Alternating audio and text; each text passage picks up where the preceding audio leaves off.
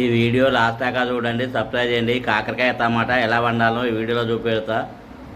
ముందుగానే కాకరకాయ కోసి ఉడకబెట్టుకున్నాం, టమాటాలు చిన్న చిన్నగా కోసుకున్నాం, కొత్తిమీర, మెంతి, పుదీనా, కళ్యామాకు, పచ్చిమిరపకాయలు, టమాటో పెట్టినాం. స్టవ్ పైన మట్టి కంచులు పెట్టినాం. అందులో 2 చెంచాలు నూనె పోసుకున్నాం, 1 చెంచాలు పోపిత్తులు, పచ్చిమిరపకాయలు వేసినాం, కళ్యామాకు వేసినాం, ఉల్లిగడ్డలు వేసినాం, 1 చెంచా అల్లం వెల్లిపాయ వేసినాం.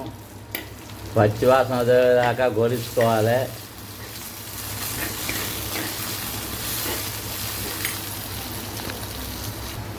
ఒక చెంచాడు పసుపు వేసినాం, 1/2 చెంచాడు ఇంగేసినాం. దూరగా పచ్చివాసన పోయేదాకా గోరించుకోవాలి. టమాటాలు వేసుకోవాలి, 1 చెంచాడు కారపొడి వేసుకోవాలి, తగినంత ఉప్పు వేసుకోవాలి. ఇలా మొత్తం కలుపుకోవాలి. పుదీనా, కొత్తిమీర, కాకరకాయలు వేసుకోవాలి.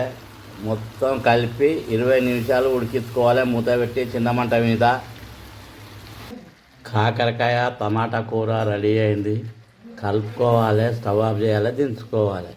అబ్బా, కాకరకాయ టమాటా కూర రెడీ అయింది. గుమగుమలాడుతుంది. వేడివేడి అన్నంతో కానీ చపాతీతో కానీ తింటే చాలా రుచిగా ఉంటుంది. మళ్ళీ కావాలనిపిస్తుంది.